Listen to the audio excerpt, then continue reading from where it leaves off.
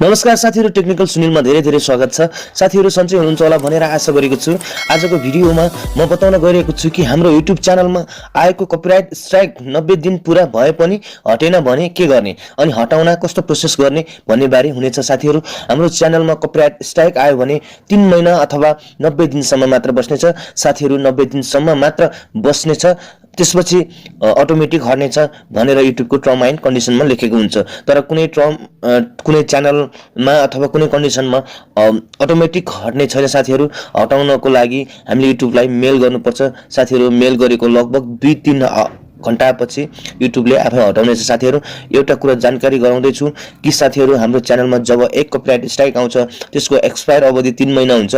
साथीहरु, त्यही 3 महिनाको अवधिमा अरु थप 2 स्ट्राइक आएर 3 स्ट्राइक हाम्रो च्यानलमा भयो भने हाम्रो च्यानल युट्युबले टर्मिनेट गरिनेछ। साथीहरु, हाम्रो च्यानल बन्द गरिनेछ। So be careful. साथीहरु, मेरो अर्को जुन च्यानल छ एउटा म्युजिक च्यानल, त्यसमा 2टा कपिराइट स्ट्राइक आएको थियो। साथीहरु, तपाईहरु पनि हेर्न सक्नुहुनेछ। एउटा जुन कपिराइट स्ट्राइकको चाहिँ एक्सपायरिङ डेट चाहिँ लगभग सकिसकेको छ। साथीहरु, यहाँ एक्सपायरिङ अन हेर्न सक्नुहुन्छ। यहाँ 19 अगस्त 2019 मा जुन यो एक्सपायर हुनुपर्ने साथीहरु 20 अगस्त भइसकेको छ, तर पनि हटेन। साथीहरु, त्यसपछि मैले युट्युबलाई मेल गरेको थिएँ। साथीहरु, तपाईहरु पनि हेर्न सक्नुहुन्छ। त्यसपछि साथीहरु, मैले युट्युबलाई मेल गरेको थियो। साथीहरु, तपाईहरु पनि स्ट्राइक एक्सपायरिङ डेट पछि 1-2 दिन पछिसम्म पनि स्ट्राइक हटेन भने युट्युबलाई मेल गर्नुहोस्। मेल गरेको 3-4 घण्टापछि तपाईको स्ट्राइक आफै युट्युबले हटाइनेछ। साथीहरु, मेल कसरी गर्ने भनेर मैले देखाउन गएको छु। साथीहरु, मैले यसरी गरेको थिएँ मेल।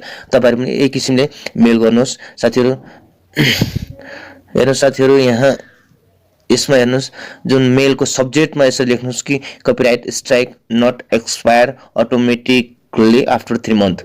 यसरी जुन मेल सब्जेक्ट लेख्नुस्। साथीहरु, त्यसपछि यहाँ तपाईको फ्रम त तपाईको अब जुन इमेल आइडी यहाँ फ्रममा लेख्नुस्। साथीहरु, अनि टु चाहिँ तपाईको copyright@youtube.com लाई जुन 2 मा चाहिँ copyright@youtube.com लेख्नुस्। साथीहरु, त्यसपछि यहाँ तल यसरी लेख्नुस्। साथीहरु, यहाँ मेल description मा a couple of months ago I got a copyright strike on my YouTube channel from मा चाहिँ तपाईको जुन जसले तपाईको कपिराइट स्ट्राइक पठाएको छ, जुन कम्पनीले जुन च्यानलले अथवा जसले तपाईकोलाई चाहिँ कपिराइट स्ट्राइक हानेको छ त्यसको नाम लेख्नुस्। साथीहरु, त्यसको जुन मैले चाहिँ यो मलाई कपिराइट स्ट्राइक पठाएको चाहिँ जुन यो आइफ्लेक्स सफ्टवेयर प्राइभेट लिमिटेड ले हो, त्यही भएर मैले यो कम्पनीको नाम राखेँ।